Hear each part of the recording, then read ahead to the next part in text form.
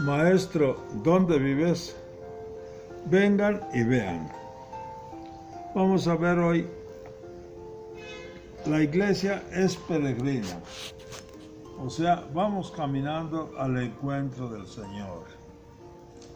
El objetivo es comprender a nuestra iglesia como un pueblo peregrino que camina hacia la patria celestial. Contemplemos la iglesia en marcha junto con el mundo. La iglesia es a la vez de la tierra por donde peregrina y llena de bienes del cielo hacia donde pretende llegar. Es propio de la iglesia ser a la vez humana y divina, visible y dotada de elementos invisibles, entregada a la acción y dada a la contemplación, presente en el mundo y sin embargo peregrina. La iglesia del nuevo pueblo de Dios es una realidad que peregrina en medio de la historia de los hombres. La iglesia existe en este mundo y está llamada a actuar en él. Está en el mundo, pero no es del mundo. Ha sido enviada al mundo a favor del mundo, pero en su ser íntimo no comparte su mentalidad ni sus tendencias. No se adapta a los criterios del mundo. La iglesia agobiada, perseguida y doliente es una iglesia de mártires. En efecto, su Señor, cuyas huellas sigue, es el crucificado, y ella comparte su pasión, en la cual todavía falta algo. Por eso no debe extrañarse ante el dolor. En medio del dolor y las persecuciones es también una iglesia que tiene paz. Nunca será liquidada por el mundo, sino que permanece hasta el fin. ¿Qué consecuencias trae que la iglesia viva en medio del mundo? Esto trae como consecuencias que la iglesia se va a exponer a muchas pruebas y dificultades. Se expone a ser rechazada y perseguida y puede llegar a desaparecer en alguna región de la tierra. También le pueden venir pruebas de su mismo interior por el comportamiento de sus miembros, por la tentación de refugiarse en sus propias fortalezas o de identificarse con estructuras sociales y políticas.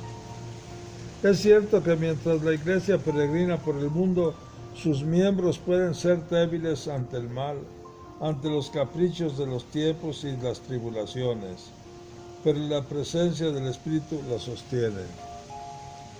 Otra consecuencia es la posibilidad constante que tiene de renovarse en su interior para descubrir la voluntad de Dios. Para ello se esfuerza por lograr la conversión y la fidelidad, esperando en la promesa de que al vencer, el Señor le dará la corona de la vida. Nuestro Señor Jesucristo sabe de la conducta de sus miembros, conoce sus obras, su esfuerzo, su perseverancia, el sufrimiento, la pobreza, la paciencia, la fe, la entrega para practicar su palabra. Él sabe que muchos han sido calumniados y no han renegado de él. La iglesia lleva un tesoro de vasijas de barro. La iglesia alberga en su seno a pecadores. No hay motivo para escandalizarse ante los pecados y errores de los hombres y mujeres que pertenecen a la iglesia, aunque no se trata de hacerse cómplices. Dios, al encarnarse en Jesucristo, se ha confiado totalmente a los hombres, aceptando nuestra propia debilidad. Jesús ha querido una iglesia de hombres y para los hombres. El camino de la iglesia a través de los tiempos no era ayer luminoso más oscuro que el hoy. A este respecto el concilio nos dice: Aunque la Iglesia, por virtud del Espíritu Santo, se ha manifestado como esposa fiel de su Señor y nunca ha cesado de ser signo de salvación en el mundo, sabe muy bien que no siempre, a lo largo de su prolongada historia, fueron todos sus miembros, clérigos o laicos, fieles al Espíritu de Dios. La Iglesia sabe también que aún hoy en día es mucha la distancia que se da entre el mensaje que ella anuncia y la fragilidad humana de los mensajeros a quienes está confiado el Evangelio. Dejando a un lado el juicio de la historia sobre estas deficiencias, sabemos, sin embargo, tener conciencia de ellas y combatirlas con máxima energía para que no dañen la difusión del Evangelio. De igual manera, la Iglesia exhorta a sus hijos a la purificación y a la renovación para que brille con mayor claridad la señal de Cristo en el rostro de la Iglesia. Las faltas graves de algunos miembros de la Iglesia aparecen a veces muy patentes. Sin embargo, en la Iglesia es donde encontramos a Jesucristo. Allí aprendemos a creer y practicar la caridad. La Iglesia llamada a proseguir en el camino. Así como el pueblo de Israel peregrinando por el desierto se le designó ya como Iglesia, así el nuevo pueblo de Israel es designado como Iglesia de Cristo y está llamada a continuar en marcha la peregrinación por el mundo entre las persecuciones del mundo y los consuelos de Dios. Como un signo viviente de Cristo que anuncia la salvación.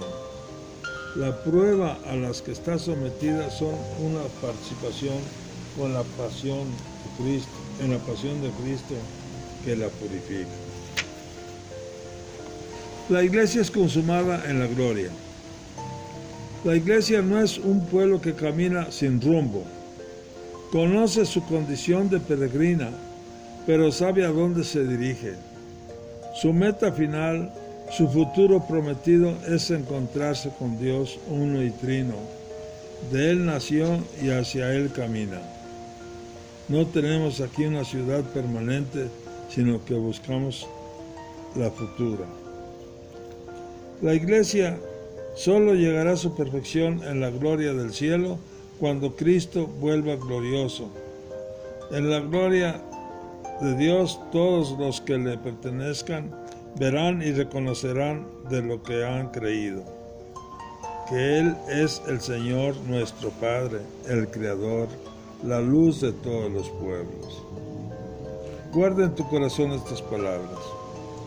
La Iglesia, que es el nuevo pueblo de Dios, va caminando por el mundo en medio de los pueblos, sometida a prueba, pero el Espíritu a la guía hasta la patria eterna. La Iglesia, al estar en medio de los seres humanos, recorre el camino junto con ellos. Encierra en su seno a pecadores y estará siempre necesitada de purificación. La Iglesia, siguiendo el ejemplo de Jesús, está llamada a una continua renovación y santidad, recorriendo el camino de la pobreza y persecución. Confrontemos, mis hermanos. En la Iglesia, ¿de qué manera se vive como peregrinos en medio de los hombres? Estando la Iglesia en el mundo, ¿cuáles son las persecuciones y cuáles son los consuelos de Dios? ¿Cuáles son las fallas que más sobresalen en la Iglesia? Expresemos nuestra fe. ¿Qué actitud debemos de tomar ante las faltas más sobresalientes de los miembros de la Iglesia? Como grupo o personalmente, ¿qué podemos hacer en bien de los compañeros de camino, sobre todo en los más necesitados? Oración final. Te rogamos, Señor, nos des la fuerza de realizar tus santos deseos y en consecuencia y no recuerdes los pecados que hemos cometido y que seguimos cometiendo. Muchas gracias.